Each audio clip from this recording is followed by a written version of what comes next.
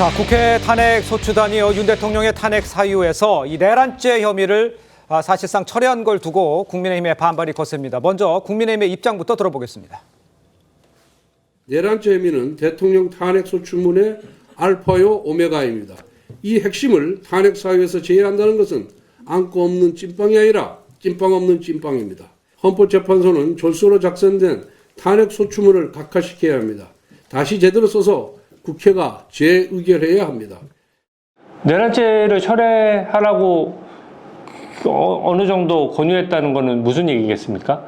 그거 철회하더라도 충분히 탄핵 재판할 수 있으니까 굳이 시간 걸리게 그렇게 할 필요 없을 것 같아라는 힌트를 준 거거든요.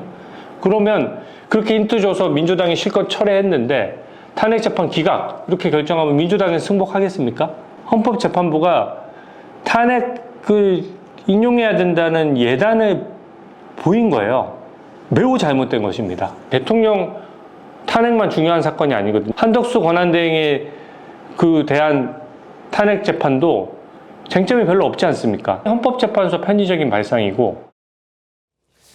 그 내용을 좀 보면요, 국민의힘의 입장은 이런 겁니다. 그동안 탄핵 소추의 핵심 사유죠, 내란죄를 전면에 내세워서 투표 표결까지 간 상황에서 정작 이렇게 심판을 할 땐 그거를 뺀다? 그렇기 때문에 국민의힘에서는 탄핵 절차를 우습게 만드는 거다 이런 이야기를 하면서 내란죄를 뺀다면 국회가 이걸 다시 재의결해야 한다 이런 주장인데 이게 그 대변인께서는 어떻게 생각하신다는 거예요? 그러니까 요약하자면 헌법재판소에서 관련 요청이 있었다라고 하고 이를 민주당이 수용했다라는 그림이지 않습니까? 근데 이 자체가 대단히 부적절하다라는 것이 만약에 헌법재판소의 어떤 그러한 요청을 수용했을 때 탄핵이 기각된다라고 했다면 민주당이 과연 이를 받아들였겠느냐 라는 의구심 속에서 사실상 헌법재판소가 부적절한 야합을 하고 있는 것이 아닌가 이제 이런 의구심까지 제기되고 있는 상황인 것이거든요. 또한 지금 내란이라는 것이 이번 탄핵 재판의 핵심적인 쟁점 아니겠습니까? 그럼 내란이라는 것을 제외하면 윤석열 대통령이 비상계엄을 선포하는 그 절차상의 문제점만으로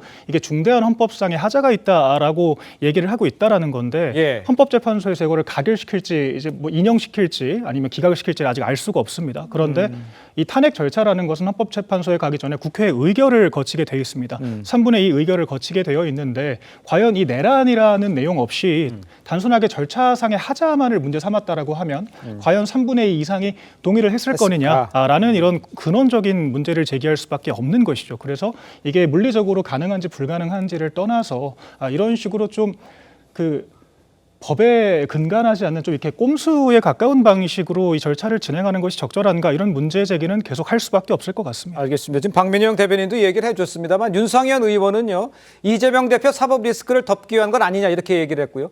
탄핵 소추안 가결 시에 찬성했던 국민의 의원 12명의 의견도 다시 확인해 봐야 한다 이렇게 주장을 했습니다.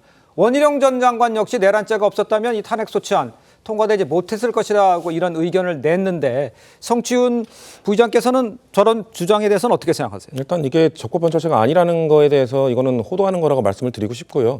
소추 내용은 변경될 수 있습니다. 소추 내용이 변경되었을 때 헌법재판소에서 또 판단을 합니다. 이것이 소추 사유와 그 동일성을 유지하고 있는가. 동일성을 유지 못할 정도로 변경이 되었으면 헌법재판소에서 거기에 대해서 이의를 제기할 겁니다. 근데 그 정도가 아닌 상황에서 그거에 대한 미리 판단을 하고 뭔가 잘못되었다고 주장하는 것 자체가 지금 저는 부적절하다고 는 말씀을 드리고 싶고요. 그리고 윤상현 의원 이 12명 이거는 윤상현 의원이 권성동 의원에게 여쭤보면 될 것 같아요. 왜냐하면 2017년 박근혜 대통령 탄핵 소추 당시 권성동 의원이 그 탄핵 소추 단장이었고 그 탄핵 소추 내용을 변경했던 사례가 있습니다. 그렇기 때문에 그 권성동 의원이 이거를 찐빵 없는 찐빵이라고 하는데 이게 만약 찐빵 없는 찐빵이면 그 원조는 권성동 의원이거든요. 그 당시에 이걸 변경을 하면서 똑같은 얘기를 했습니다. 우리가 탄핵 심판을 하는 과정에 있어서 이거는 행정 절차이기 때문에 사법적인 이런 부분 이건 너무 따지는 거는 재판을 지연할 우려가 있기 때문에 헌법적인 부분만 따지겠다. 그러기 위해서 이것을 우리는 좀 변경한다라고 권성동 의원 본인이 2017년에 얘기했습니다. 2024년에 권성동 의원과 2014년 17년에 그 권성동 의원은 다른 겁니까? 그리고 내란죄가 자꾸 빠졌다고 하는 것도 호도하는 건데 내란 죄가 빠진 것이지 내란 행위로 바꾼 것입니다. 내란 행위 자체에 대해서 헌법과 법률을 어겨가면서 비상계엄을 한 거에 대해서 그것이 내란 행위에 해당한다고 계속해서 주장을 하고 있는 것이지 내란죄로 만약에 내란죄로 그대로 유지될 경우 윤석열 대통령 측에서 아무래도 이 죄의 유무를 따지기 위해 증인을 뭐 100명 이상 신청하면서 이거를 지연시킬 우려가 있기 때문에 예. 우리는 내란 행위는 그대로 유지한다는 말씀을 드리면서 그렇기 때문에 내란죄를 뺐다라고 말하는 거는 사실을 호도하는 거란 말씀드리고 싶습니다. 예, 내란죄를 뺀 거는 아니다라는 얘기를 행위를 얘기한 것이라는 지적을 하셨는데 같은 생각이세요? 일단 법리적으로 보면은요, 헌법재판소는 노무현 전 대통령 탄핵 사건과 박근혜 전 대통령 탄핵 사건에서 일관되게 판시한 사항이 있습니다. 네. 뭐냐면은 헌법재판소가 소추 사유를 판단할 때 국회 소추 의결서에서 분류된 그 소추 사유의 체계에 구속되지 않는다. 즉 그 국회가 소추한 사실관계가 그러한 사실이 존재하는지 헌재가 판단하고 나면은 그 다음에 뭐 헌법 위반이든 헌법 몇 조 위반이든 또 구체적인 법률의 어느 것에 위반돼서 탄핵 사유이든 이것은 헌재가 알아서 판단하지 국회가 어떻게 분류해서 소추 의결서에 기재했더라도 거기에 구속되지 않는다는 거예요. 즉, 예. 그 얘기는 뭐냐면은 네. 국회가 탄핵 소추를 하면서 이것은 헌법 위반도 해당되고 법률 위반도 해당되고 자세히 주장했지만 헌재는 헌법 위반으로만 구성해서 탄핵을 하는 것이 가능하다는 겁니다. 예. 이런 것 때문에 사실은 이번에 탄핵 소추를 할 때도 그런 식으로 쟁점을 간명하게 구성할 가능성이 있다는 것이 미리부터 예견되는 상황이었어요. 네. 그러면은 사실 민주당에서 그 탄핵 소추문을 작성을 할 때 대단히 신중하고 사려 깊게 작성했어야죠. 그 당에 탄핵 전문가 계시잖아요. 추미애 의원이라고. 예. 노무현 대통령 탄핵과 박근혜 대통령 탄핵에 모두 핵심적으로 관여하셨던 분입니다. 이런 걸 잘 알 텐데